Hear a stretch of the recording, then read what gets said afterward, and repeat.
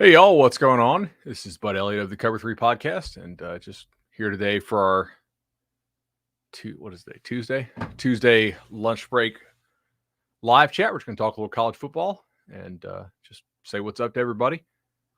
Please make sure that you get in here and you hit the thumbs up if you're watching me on YouTube, youtube.com, obviously the Cover Three page. I'll start this thing in just a couple minutes, and we'll go for 45 minutes, maybe an hour. Do want to see how many of y'all are actually watching.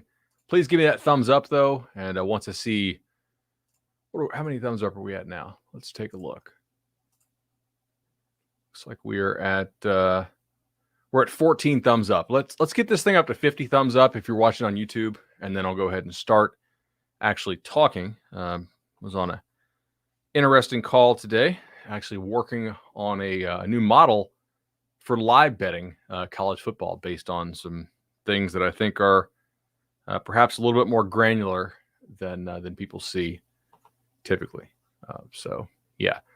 Also, if you're one of these early adopters here and you want to get in and shoot me a question for today that we want to talk about, we can certainly do that. I will give you a little rundown of what I want to talk about today, and then we'll go ahead and get into some of your Q&A stuff. So shoot me the comments, and I'm not really seeing any comments show up quite yet, but we are having a lot more people give that thumbs up. What are we at now? 30 something, I think. 32. Yeah, let's get those thumbs up to 50, if you will, and then I'll start this thing. So I do want to talk a little bit today about Lane Kiffin's decision making in the game. I don't know if you guys saw, he did retweet me on Sunday, so I do kind of want to talk about that. We'll talk about some teams that I think box score wise are interesting. And I know we had a couple questions in the chat already before we get going about how to evaluate a box score. Let me see. Some people wanted to talk about LSU recruiting. I want to talk about some conference title droughts that actually could end for the first time in a while. And I want to pair that with why the season is like 2007, but also why it's not like 2007. So that's anyway, just a couple things that I'm looking at here. All right, see that number climbing. We're at 39 likes. Let's go ahead and get up to at a 50 likes, and we will we'll go ahead and start this thing off. We'll also talk about the implied playoff odds from DraftKings. So I went ahead and stripped out the VIG or the house edge, whatever you want to call that, and found some interesting numbers. Yanks or Red Sox tonight. All right, a guy I know who does run a pro group is on the under, but I asked him. I said, "Hey, is that a bet because you think your Yankees are going to choke with the bats, or is that a real bet?" He's like, "Yeah, it's a real bet, but it's also a bet from the heart, so don't go nuts on it." So that's my baseball tip of the day. It's really his. I think he already hit it, so I'm free to pass that on. If you check your screen, you probably saw a movement earlier this morning. All right, so let's just go ahead and we are really close to 50 likes here on the Lunchtime College Ball live chat. By the way, is this a good time for y'all? I try to accommodate people who are in the Central Time Zone as well. Obviously, I like to do it a little bit earlier. I usually don't eat breakfast, so I try to have lunch about 11:30. But obviously, if we do this at 11 o'clock Eastern, it doesn't really work for everybody because, if you're in Dallas or in Los Angeles or Vegas or wherever, you're probably not taking your lunch break at 11 o'clock Eastern. So, yeah. All right, what do we have here? So people asking me about my new setup. Patrick Bark, buddy of mine. No, actually, my setup is weird. When we had my son, we walled in this little loft space we had, and the ceiling is only 6 foot back here. So putting it like a bookshelf and whatnot back here is difficult, and it's hard to create some depth at times. So, yeah. All right. We have 50 likes. Let's go ahead and see. Oh, wow. We are at 50 likes. All right. Let's go ahead and get this thing kicked off then.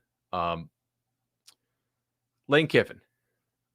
He went for fourth down a ton And I saw a lot of sort of, I don't know what you want to call them, like legacy media or traditional media or what have you, ripping Lane for going for those fourth downs. And my thought is Lane Kiffin is ahead of the game on this. There are these professional services that you can subscribe to. I think Championship Analytics is one. I met with those guys out at the coaches convention one year, and so I'll shout them out. They basically figure out the ideal dynamics of when to go for fourth down or when to not go for fourth down in a game, and they consider things like, okay, what is the Vegas spread? What is the over/under? Basically trying to figure out how many points realistically or range of points that you will actually need to try to win the game. They'll also consider what the team's internal projections are, right? And they factor that stuff in. Here's the thing. That game against Bama, the total was like 80 points. And the spread was 15 points. So if you're going to win that game against Alabama and you're Ole Miss, you're probably not going to win it in a low-scoring game. Your best chance for winning is probably a really high variance approach where you likely need to score about 50 points. Because when Bama gets the ball against your Ole Miss defense, improved as it may be, their expectation of scoring points remains extremely high. So in that sort of environment, every time Ole Miss punts the football, it is basically a turnover. Now, it may not be quite as damaging a turnover as not getting a fourth down in your own end, but obviously, if you're punting, you're giving up any possibility to keep the drive alive and score points on that drive. So in that situation, Ole Miss correctly treated any punt as a turnover, and so it went for it. So in the first half, I think Lane had 5 of these calls, right? If you use the Ben Baldwin model, obviously, Jared Lee, who does some stuff for the 24/7 site, Ute Zone, has a really good college-based model based mostly on Ben Baldwin's work, but he's modified it for college. I tweeted about this. 4th and 3 from the 35, they go, right? 3.2% difference in win probability if you go. That's not if you're successful. That's just the decision. It's decision science. It's not result science. You still have to get it if you go, but that decision was the correct one, right? Next one, 4th and 3 from the 18. A lot of people say kick the field goal for it. However, 2% difference in win probability. Again, making the correct choice adds up a whole lot. Now, 4th and 1, 6 yards from opponent end zone, 3.5% difference there. 4th and 2, 47 from the opponent end zone. Okay, 1.2% difference. And then they also had one from their own 30, and that actually showed that going for it again was the right decision. But here's the thing. We have got to accept that if you're going to pull upsets, the ideal strategy for pulling the upset also likely results in a higher likelihood of getting blown out. It is going to take the ranges where you play kind of around the spread, right? Okay, it's a 15-point spread. Maybe they'll lose by 7. Maybe they'll lose by 20-something. And it expands it out more, right? It's giving you a greater chance to win the game, but it's also giving you a greater chance to get blown out. Because if it doesn't work, you get blown out.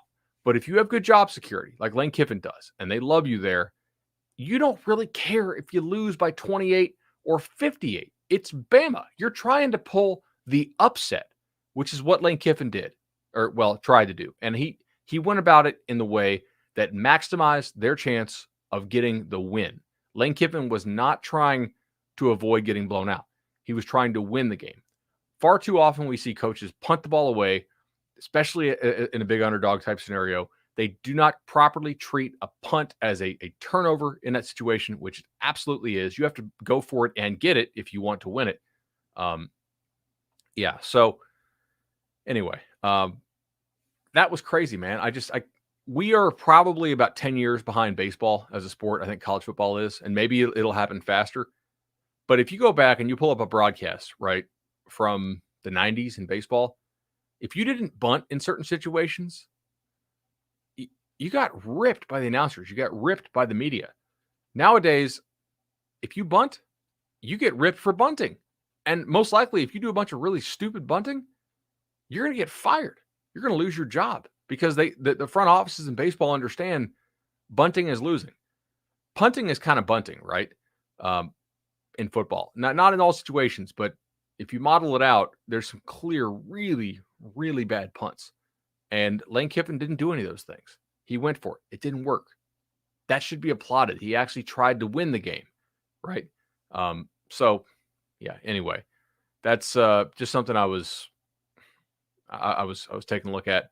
Yeah, if you guys want to find Jared's work there, so the college fourth down model, it's actually just at Jared D. Lee. So that's obviously JareddLee.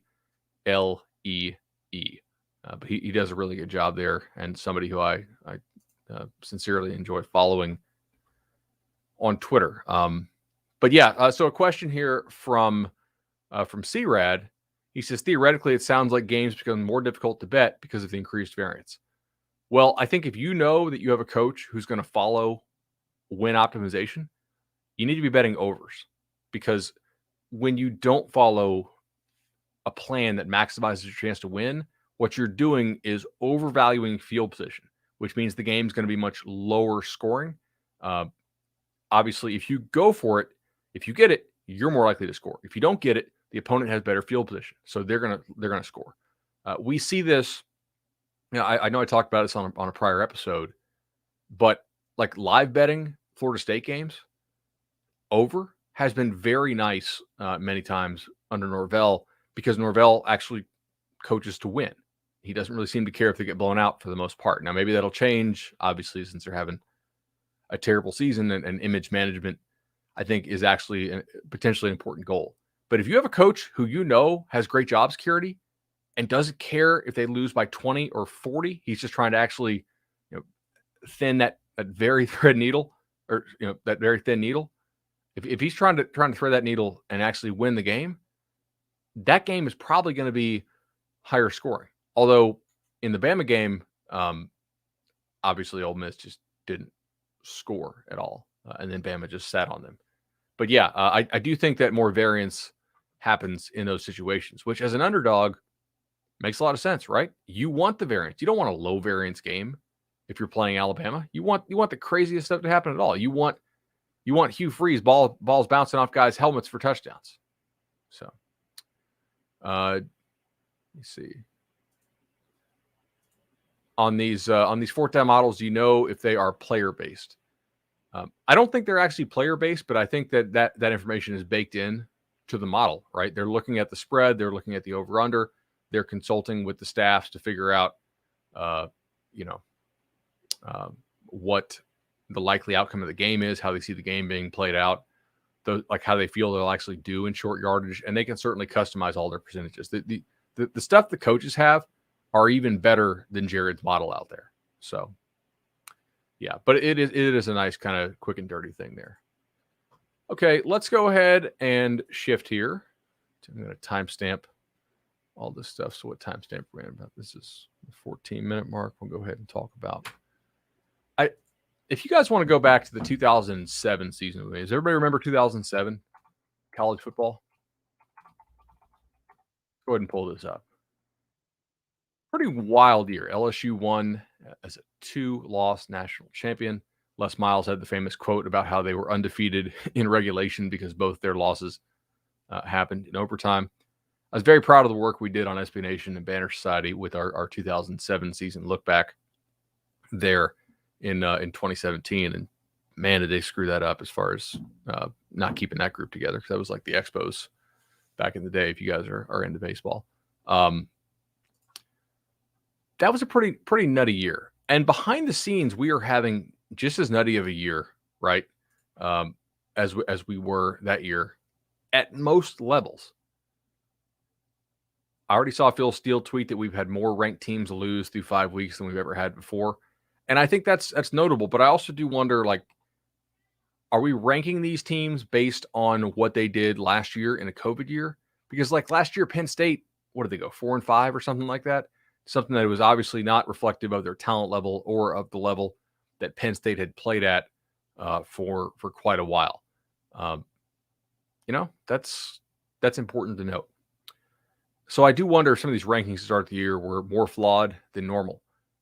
The one thing we're not seeing, though, is the very, very best teams in the sport go down multiple times. Now, 2007 had a lot of quarterback injury issues, which I do think contributed to the extremely high variance and amount of fun that we had in that season, although it really kind of sucks to see guys get hurt. And interestingly here, maybe we have some quarterback problems at the top this year because a lot of that 2019 quarterback recruiting class was just not very good. And if you stood on the field at Elite 11, you knew it that year. It's like, okay, we just got off Trevor and Justin and JT. That was a hell of a year. Now these guys don't really compare at all. I think we only had one 5-star that year on 24/7 Sports, although like that was before I got here. But obviously those guys saw the same thing. 2007 was really funky, but I do think at the top, I don't expect we're going to have a non-blue blood win the national championship, and I don't think we're going to have a 2-loss team win the national championship. But I do think there is some interesting stuff here, and the one thing I wanted to point out is just how many conference title droughts of pretty significant length we could see lose or in this year. So here we go. I'm going to say that again because I'm going to cut this for a VOD. I don't know if you guys realize this, but we have a ton of conference title droughts that could absolutely fall this year. Some of these teams have not won a conference title for more than 20 years, and it does seem like parity is ruling the sport at all but the very highest levels this year. So let's go ahead and look at this. Pitt. I know Pitt lost to Western Michigan at home, but so far in conference play, they've been great. They beat Tennessee on the road. That win looks better and better all the time. And Pitt has not won a conference title, I believe, outright since 2004. They did share one in 2010, but they lost to both other teams who they shared it with. So it's kind of tough to really to count that.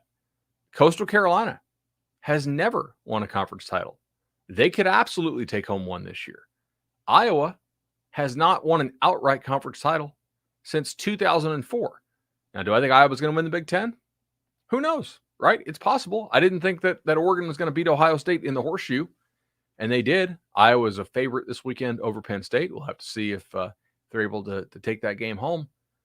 But Iowa, it's been 16, 17 years now since 2004. Texas has actually not won a conference title since 2009, so it feels weird, but a decade plus since Texas has won a conference title. Arizona State technically won in 2007, but lost the tiebreak to USC. They've not won an outright conference title since 1996. That may have been that Jake Plummer Arizona State team that played Ohio State in the Fiesta Bowl. UTSA, Texas San Antonio, has never won a conference title. Nevada, 2010, I think, was the last one, and that was back when they were in the WAC. That was likely... Was that Colin Kaepernick's team? I think it could have been. But they have never won the Mountain West Conference. Michigan has actually not won one since 2004, and that was a co. SMU, 1984. That's a long time, and they were a co. I think they haven't won one outright since 79. Speaking of 79, NC State, by the way. NC State has not won a conference title since 1979, and they already took down Clemson. So if Clemson gets its act together and runs off a couple wins here, NC State has the tiebreak. And I think at this point they would be potentially favored over most of the teams in the Coastal. And then finally, Iowa State. Nobody was podcasting the last time Iowa State won a conference title. Nobody was even on the television because Iowa State has not won a conference title since 1912. And look, I don't think that Iowa State is going to win the Big 12 this year, but they do have a history of playing poorly in the non-conference under Campbell, and then all of a sudden coming back and turning things around. Who knows? It is possible that they turn it around here and they end up winning the Big 12. That would be that'd be a pretty serious turnaround there for those guys. So yeah, that's one thing I wanted to hit on this week. The similarities to 2007, a couple of differences, and yeah. Okay. Sorry about that. My wife is texting me. Oh, I made some of that brisket on Sunday, and our neighbor just had a baby, so got to bring some over to her house after this show. What else do we have to talk about today? We did Lane Kiffin. We did the conference title droughts. Okay, well, it's 20 minutes. Let's go ahead and fill the last bit of this time here with questions. So appreciate everybody dropping questions in here. All right, let's go ahead and take Josh Goodson's question. Who wins the ACC? It's a fair question. At this point, do you think Clemson is still the favorite? My numbers say they are, but yet I don't know if I even trust my numbers on this. I've had to manually downgrade Clemson quite a bit. I think that the power rating systems out there are giving Clemson a lot of credit, and maybe due credit, to be honest, for hanging with Georgia as well as they did. That Clemson defense, when healthy, is super elite, especially the defensive line. But now without Tyler Davis, without Brian Brzee, is it quite as elite? I don't know. NC State moved the ball on them some, so maybe not. But I still think Clemson, as crazy as this sounds, I do trust the Priors. I've downgraded them. I still show them as a slight favorite to win the league. That just sounds crazy because they've looked so bad. But again, all that talent, I think that matters. I don't think DJU is a bad quarterback. I do think Clemson has some scheme issues right now that they're struggling with. They also have a bunch of receivers who look exactly the same. They need to have another guy who can actually win some of those choice routes over the middle, like a slot, or maybe a tight end who can body somebody. They don't really have that right now. But yeah, man, I think it's probably still Clemson. If not Clemson, we'll see if North Carolina is getting its act together. We'll see if you really believe the Pitt hype. I feel like Pitt has a quarterback in Kenny Pickett who I can really trust, but they also lost to Western Michigan. So there is that. There is the ability to Pitt there. So appreciate you guys hitting that like button here. We're almost up to 100 likes, I think. Right? Let's get this thing to 100 likes if we can. We're at 82 right now. We got through some of the pre-planned show stuff quite a bit. Let's go ahead and talk Heisman. So Jeffrey Hutchinson says Bijan Robinson Heisman ticket before the Oklahoma game. I thought I saw some 40-1s out there. I actually don't think this is a terrible bet. It's not something that I'm rushing to bet. Let's see here. Robinson. Seeing some 25, some 35 out there. If they pull the upset against Oklahoma, what does that look like? You got to realize Heisman voters, they value numbers and they value moments, right? So far this year, we are lacking in moments. We had the opportunity for one with Matt Corral, but because Ole Miss's offense just didn't do a damn thing against Alabama, I'm pretty sure Matt Corral is not going to win the Heisman now. Although he will put up insane numbers in other games. Because Ole Miss doesn't play Georgia this year, they don't really play another elite defense. And they're not really in contention to win the West unless Bama loses twice, which if you've watched LSU in Texas, it's pretty unlikely that Bama slips up twice in conference play at this point. So Corral's not going to have any more moments, most likely, in nationally televised relevant games. We did a video a couple weeks ago where we discussed the possibility for teams to win the Heisman, or players to win the Heisman rather. And we looked at this and we said, okay, what has to happen for you to be a player who wins the Heisman if your team does not make the playoff? Which at this point, I would not project Texas to make the playoff. They are, what are they here?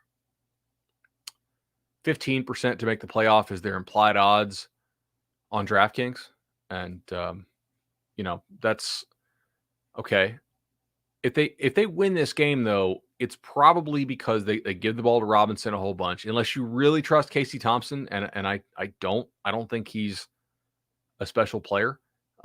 It probably is a Robinson game. So if you can find one of those 40 or 45-1s out there, that may be worth a nibble, potentially. I mean, Bryce Young has been really good. He's a deserving Heisman favorite right now. But was he awesome in the game at Florida? He's going to play Georgia there in the Dome, almost certainly. And that does not profile to me as a game where you're going to put up big-time numbers. There is a game this weekend on the SEC on CBS game. Obviously, Bama goes to Texas A&M. because that game is nationally televised, that actually could be an opportunity for Bryce to really light it up. We know that A&M is very banged up in the secondary. That's not a great recipe when you have to go play Bama and those receivers. The one I would say I would take a look at right now is potentially CJ Stroud. So he did put up big numbers early in the year. He does have explosive guys on his team. Because he had the injury, maybe you could spin a narrative that CJ Stroud was hurt, which I think he was, and maybe that's why he was throwing the ball high a lot in that Oregon loss. If they come down the stretch and they beat Penn State, and if Michigan doesn't lose to Nebraska this weekend, which by the way I think they might, you get wins over like a 1-loss or 0-loss Penn State. If you beat a 1-loss or undefeated Michigan, and then you go and you light up Iowa in the Big Ten title game, is that enough? Potentially, I guess, if your numbers are absolutely crazy. But the problem is there's other guys on that team who he's going to have to share votes with. Like Travion Henderson, if you've been listening to me on this show and then also on the Barton and Bud show, RIP to the show, not to Barton. He's doing well at Vanderbilt as their GM. We were talking Travion could start for Ohio State as a 17-year-old. And I really was, people got some blowback for that, but I was pretty sure that, that he could. Just some guys you just know. It looks like an NFL player at the high school level. But with Bijan, if they throw him the ball a lot, if he's the reason they beat Oklahoma, do you really think he's going to split votes with Casey Thompson? Casey Thompson's numbers are depressed a little bit because he did split time early in the year with Hudson Card. So he kind of has a couple of those non-conference games that, he's didn't get to light him up in. So his numbers at the end of the year won't be great. If you're going to bet Robinson for the Heisman, the thing is you have to be very confident that he does not have, that Thompson is not going to steal any of his votes. And you probably also need to be a person who hates Oklahoma, or rather their chances to win the Big 12, and that you really think Texas is live to win the Big 12. Now, Texas obviously is undefeated in Big 12 play. They're 2-0. I think they beat Tech and TCU. They lost to Arkansas when Robinson didn't have, a huge game. Anyway, I think Robinson for Heisman potentially is live, but it's got to be a situation where you don't think that, that Thompson could steal some of his votes. And I mean, there's some value on, like, if you think Casey Thompson will get votes and will outvote Robinson, there's plus 10,000 out there right now on Thompson. So who knows? I guess that's possible. Again, though, a bet on Bijan. Have we had a non-quarterback from a non-playoff team win the Heisman? A bet on Robinson is basically a bet that you think that Texas will win the Big 12. I don't really see a way for Robinson to win the award if Texas does not win the Big 12, and at the very least be in serious consideration for the playoff as a Big 12 champion, which probably means Texas needs to go 12-1, including that Big 12 title game win. And 11-2 Texas with a blowout loss at Arkansas is probably not going to get in. All right, let's go ahead here. And I got to remove this question from my screen. Producer Jordan is actually on vacation today. Hope he's having a great time with his family. All right, going to stick with some of the questions that got dropped in early. If you guys get dropped in early, you're giving me that nice thumbs up. We're almost to 100, man. With this number of live viewers, we definitely should be up over that amount. Are Urban's odds of getting USC job better? I would say definitely not. I think no. Given the video, regardless of what you think the video shows or what you don't think it shows, that is not something that I think most university presidents and athletic directors would want to invite into their program. Also, USC had a lot of scandal stuff going on a couple years ago, back when Urban Meyer's name was being rumored for that job. And I don't really think that that is going to be something that they mess around with. So I would say it's, I don't know, 5%. How desperate are they? Did he get fired, by the way? I haven't I haven't been following the news during the live show, so everybody's asking about Urban all of a sudden. If he got fired, I guess his odds go up, but I don't. I haven't seen that yet, and I haven't got any text about it. Cool. All right, people saying no, he did not get fired. That's good to know. Let's go ahead. People laughing about my North Carolina pick. I said, look, yeah, it's possible North Carolina could still win the ACC. I did bet North Carolina under 10 wins on the year, so it's not like I really love UNC. Thoughts on Dan Mullen? So good offensive coach, but seems to have some shortcomings when it comes to running a team, lack of recruiting, game management, stubbornness of firing coaches, etc. Yeah. So this summer, I said that the Florida fans who I knew would trade Mullen for Kirby Smart if they could get over the fact that Smart coaches at Georgia, because they don't think that Mullen's ever going to recruit at a high enough level to get over that Georgia-Bama hump. And so far, they might be right. I think Dan Mullen, straight up, is an excellent coach. I actually think he is a really good game day coach. However, losses like the one on Saturday kind of chip away at that narrative a little bit, right? They committed 15 penalties. They had a field goal blocked in return for a touchdown. Now, that's kind of flukish. 15 penalties, though, is not great. And Mullen's right that his team outgained Kentucky and that they were probably the better team in the game. And I don't totally disagree with that, to be honest. If you look at their post-game win expectancy, I'm pretty sure it was some of those post-game win expectancies will tell you that Kentucky's win was kind of flukish there. And Mullen, I think, is a tremendous developer of quarterbacks. He's a really good evaluator of quarterbacks, and his track record speaks for itself. But I think the Florida fan would tell you, hey, if we recruited better, we wouldn't lose a game like that to Kentucky. Although Georgia fans might say, hey, Kirby lost to South Carolina. So,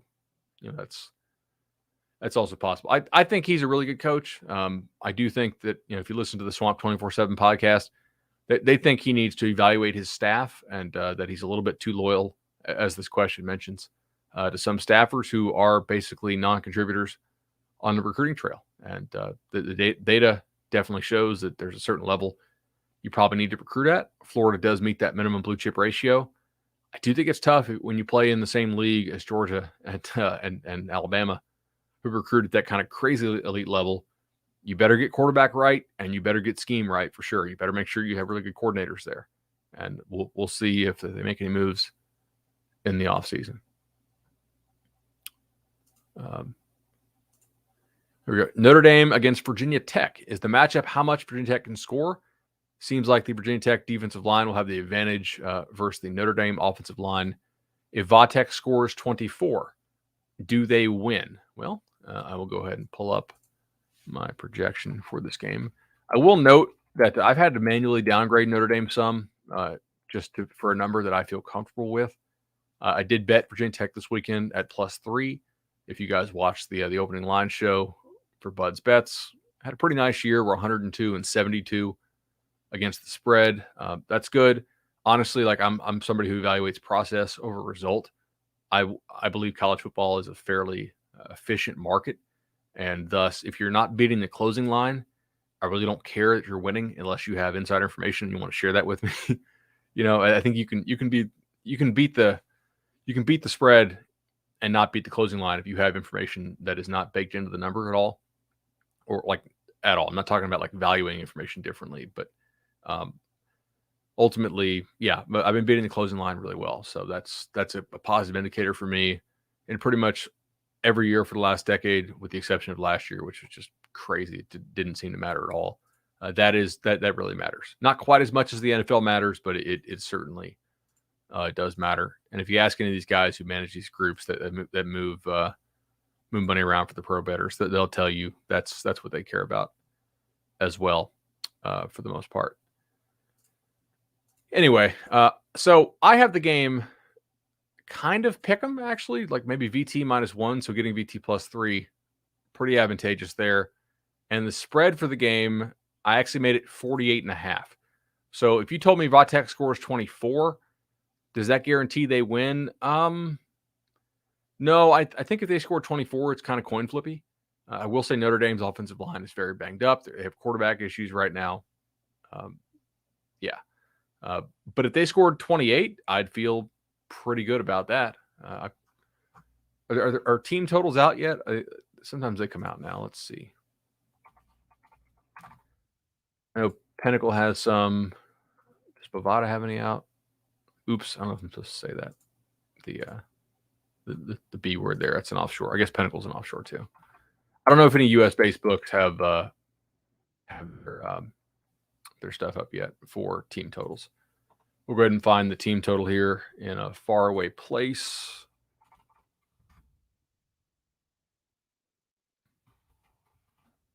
And, okay, it's not showing up. One more second here and we'll find this.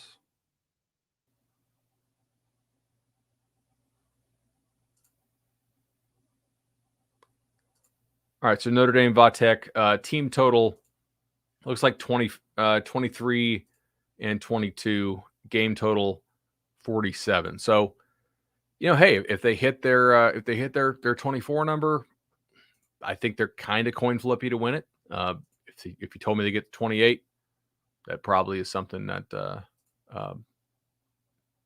likely makes sense. All right, let me go ahead and pull that question off here, and we'll go to the next one. ABC Card Magic says your plays are definitely affecting the line, it seems. I thought about this. At first, I was like, no way. But then I had some people reach out to me and actually ask me not to do the show anymore.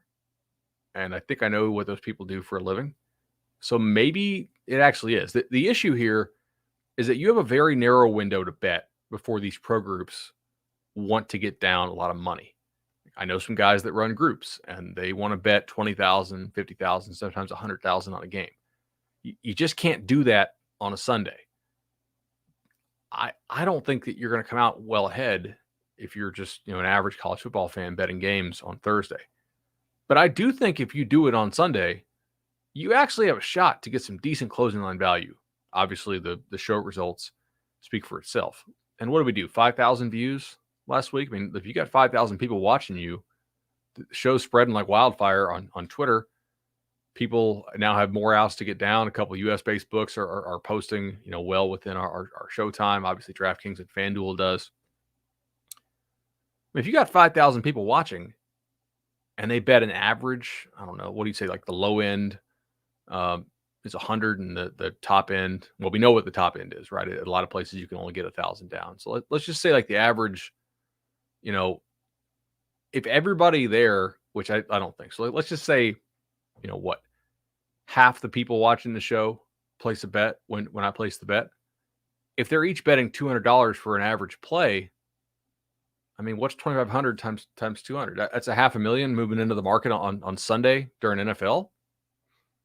I could see why that would actually move a line. We took South Alabama at a pick'em, and now that's, what is that? South Alabama's at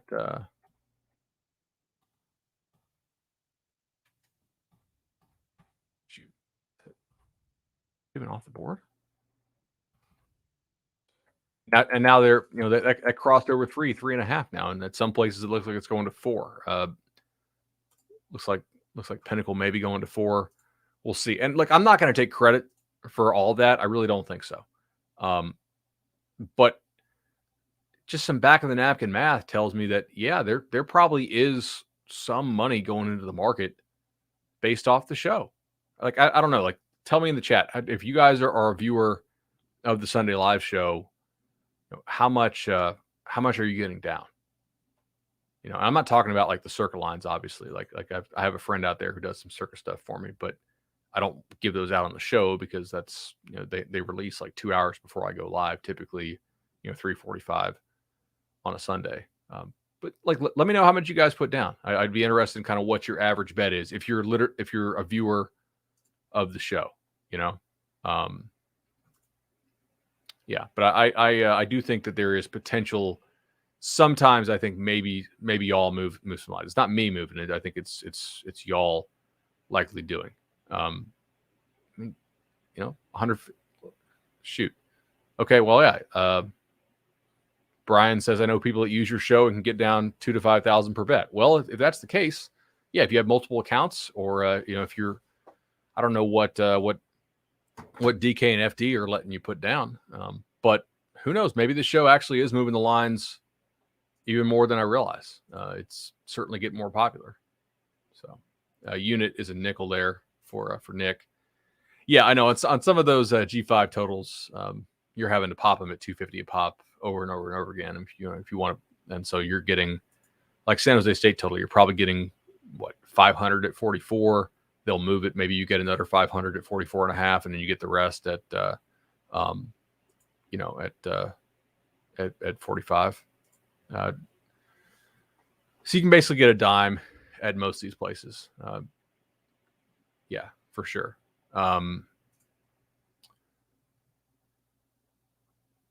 This is something. Yeah, let's talk about this. So Tom notes that SP Plus discrepancies also move lines on Sunday. They absolutely do. There's no doubt about that. I actually think if you're just betting SP Plus, right, early in the week, you probably can make some pretty good money just blindly doing that. I think a lot of places are really factoring that into their number now. I respect Circa a hell of a lot. I think those guys do a really good job. Like they opened Bama 20 this past week, and I know Matt was on Twitter saying, "Hey, damn, like maybe I opened a bad number." But yeah, that is what it is. But I think a lot of books have figured it out. So obviously, Bill Connolly's SP Plus system is like really, really good. It's by far the best public-facing system I think out there, for my money at least. But you can take it to the next level, obviously, if you're making some manual adjustments that maybe an algorithm or system is not doing. I certainly do use it though in my handicapping quite a bit, and you need to, even if you don't want to use it in your own numbers, you need to take a look at it to figure out, because the market respects it a whole hell of a lot. All right, let's go ahead and take some non-gambling stuff here. Obviously, I know we like to talk gambling quite a bit. Cool.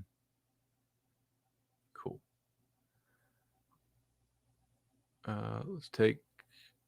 David Boston versus Jake Plummer was actually the Rose Bowl, not the Fiesta.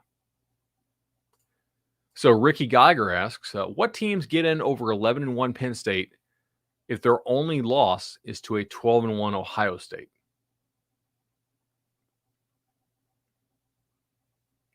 Well, let's think about this. So if their only loss is a 12-1 Ohio State, that would knock out Iowa, right? Because Iowa would have lost to them this weekend. And you're assuming, I think, that Ohio State goes on to win the Big 12 or the Big 10 title, obviously, since they're 12-1 in this scenario. So that would mean that Penn State would have lost to Ohio State, but they would have defeated Iowa, which is probably a 10-3 Iowa team, most likely, I think. So they have a 10-3 Iowa win. They would have lost. Is that game in Happy Valley or is that game in Columbus this year?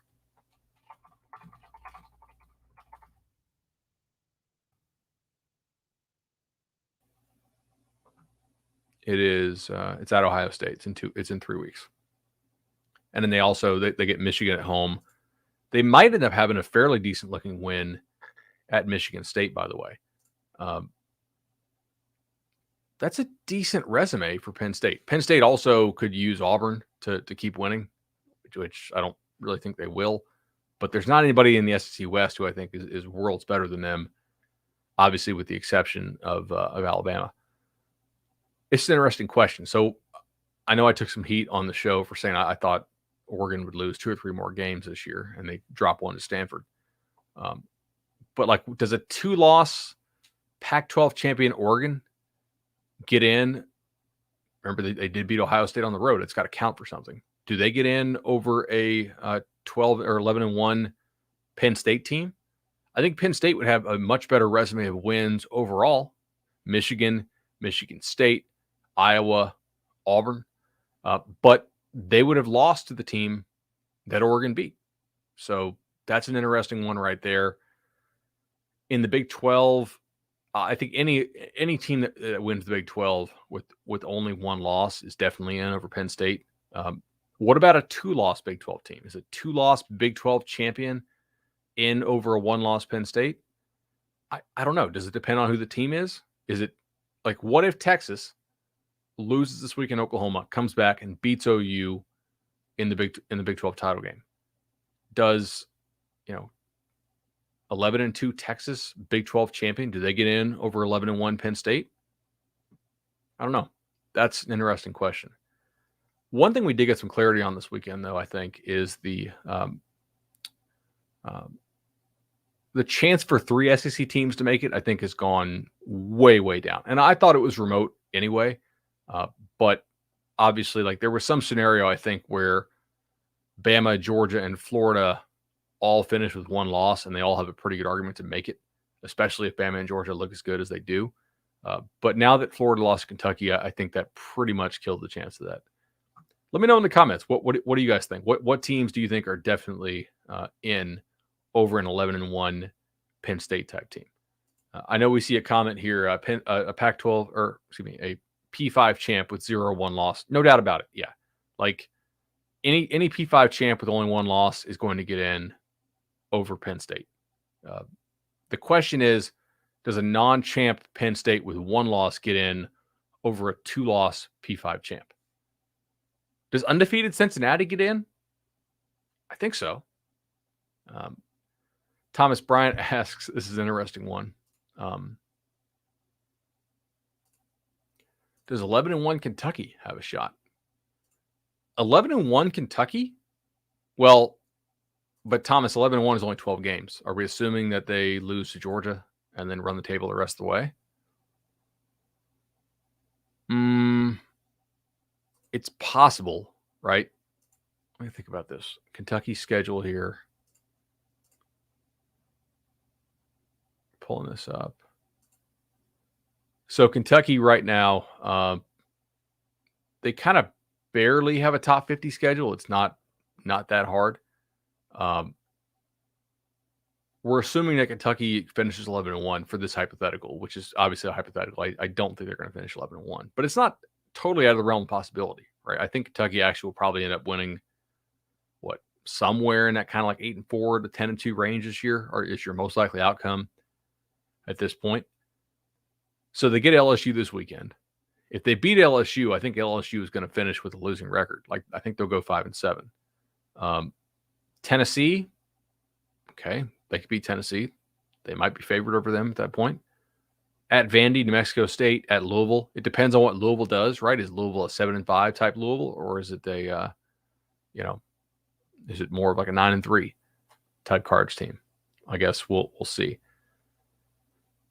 The non-conference here for Kentucky is not good. UL Monroe, Chattanooga, New Mexico State, Louisville, probably not going to get it done. Their teams from the other division this year, Mississippi State and LSU. Mississippi State, I think at this point, is a fairly safe bet to make a bowl, right? Yeah, I mean, I would give Mississippi State about a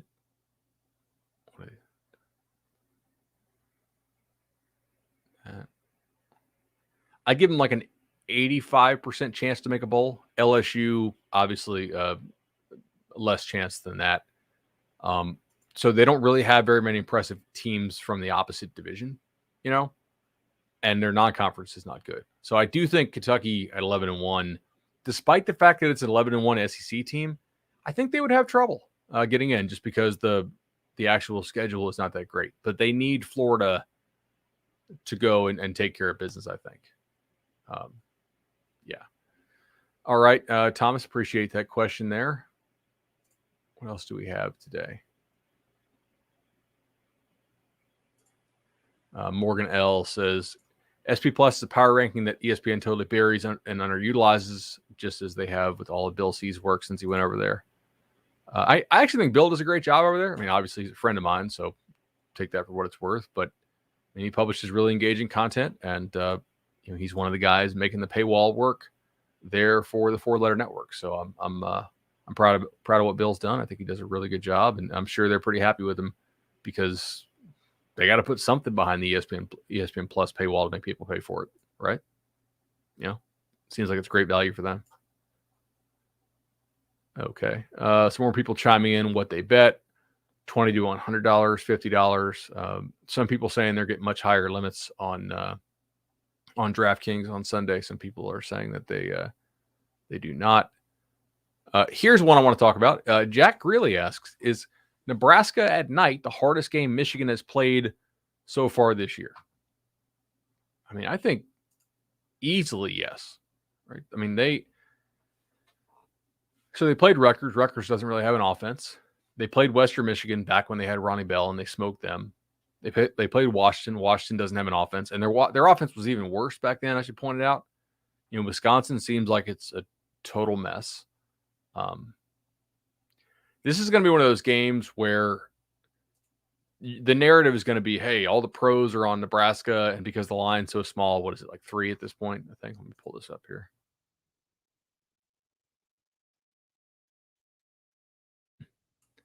Looks like somebody just hit the Georgia Tech Duke total. If you guys were with me, though, we already hit the Georgia Tech Duke total. So, again, that's another reason we watch the Sunday show. Looks like my screen is lighting up right now. And looking at OddsJam. Again, oddsjam.com, promo code BUDE21 gets you a hell of a nice deal there on that. If you're serious about making money, it's something that needs to happen. But yeah, that Georgia Tech Duke total looks like it's going to 61.5. Hell, we may see a 72 here or 62 here pretty soon. But y'all locked it in at 57 if you bet with me there on Sunday. So pretty cool, right?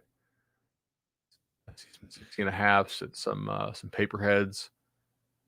We'll see where this ends up going. There may be some take back if it does tick 62. Anyway, just something to note there. But the Nebraska game. Sorry, I pulled up my odds screen and I saw it flashing and it got distracted. This Nebraska line is actually 2.5 at some places. So Michigan minus 2.5. We are going to see the public is going to see undefeated Michigan that's winning by a lot of points in most of their games, and 2.5. Being just an absolute sucker bet. I don't want to take Nebraska at 2.5. I think Nebraska is an improved team. I think Nebraska is a pretty decent team. I think Scott Frost is doing a good job there overall in the recent games. They have definitely improved throughout the year.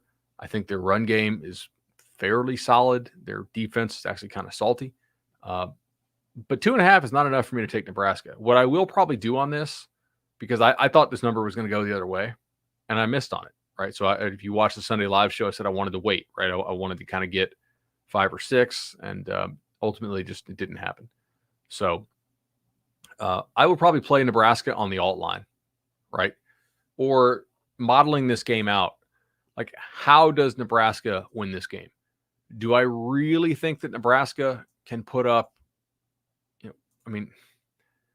I make the total for this game like 49, and now it's 52.5 at some places. So if this keeps creeping up, I will probably go ahead and fire some on the under here. But I think the better play, honestly, might be a Michigan team total under, which is something I will look into as the team totals trickle out a little bit more. So pulling this up. Michigan. Hell is Michigan for the team total here? Excuse me.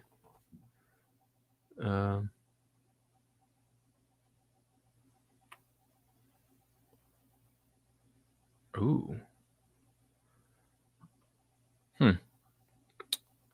Is Sir Roderick Thompson going to play for Texas Tech this weekend? Because Matt Wells, head coach, Jadarius Townsend may be out. So right now, Michigan team total 27.5. To me, if Nebraska wins this game, it's because it shuts down the Michigan offense, right? I would rather play Michigan team total under than take the 2.5 or 3 points at home with Nebraska. And I will probably also play some alt line Nebraska here because I do think that there's an outcome where Michigan's passing game gets exposed and it can't just run the ball all day on the Huskers. I'm not sure that Nebraska wins this game, but I do think that particular outcome may be undervalued in the market. But I think if I'm going to bet this, it'll be Michigan team total under. But who knows? Maybe this steams back the other way. This could be a bit of a head fake if people think that Nebraska's improvement is fake. And if that's the case, then we'll probably see a 28 for a Michigan team total. And in that case, I certainly like that a decent bit. Cool. What else do we have?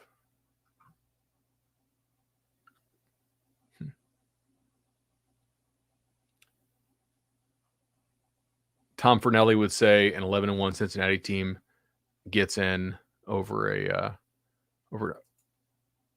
11-1 Penn State team gets in over Cincinnati. Yeah, he probably would. I don't know. Clayton Sewell thinks that Mississippi State's going to go 7-5 or 8-4. Yeah, I think that's probably about the range. I guess that would make sense.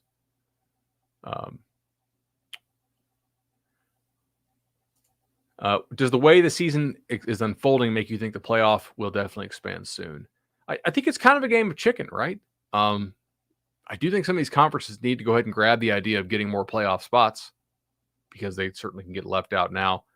But they also don't want to, trade the short term for the long term and cash in when they're in an exclusive negotiating window with ESPN. They want to get more places involved, get Fox to pay up on that deal, et cetera. And the way you get Fox to pay a whole lot for your conference contract is if you say, hey, like there's playoff games associated with this. And right now, if they want to have that happen, they need to wait a couple more years, I believe, right? So that's kind of my thoughts on that there. I don't know that the season's having a huge impact on that.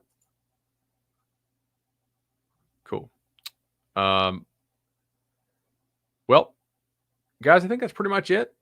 Got some more stuff I got to get to. Really appreciate y'all hanging out here. Did we ever get to 100 likes? Oh, we did 120. That's cool. If you've enjoyed the show, if you haven't reached down and hit that like button yet, just go ahead and hit like. Make sure you subscribe to the Cover 3 YouTube channel. And there's that little bell next to the button that says subscribe.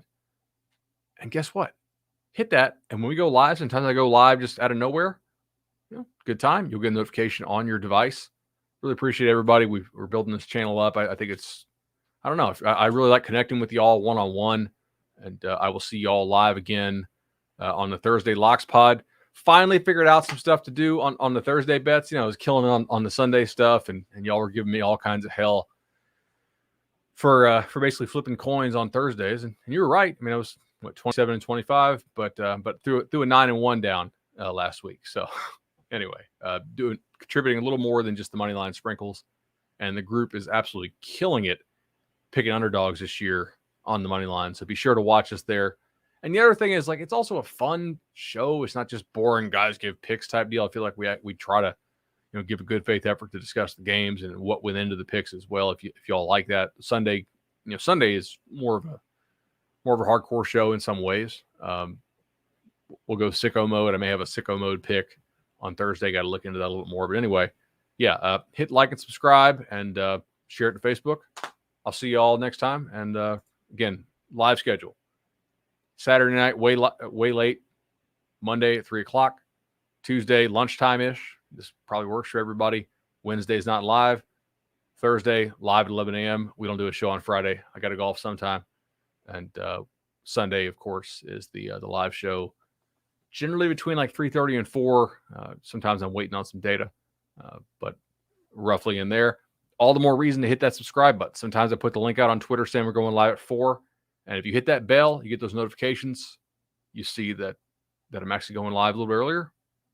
Boom, we hit it. We're off. Let's make some money. I'll see you guys. Be well.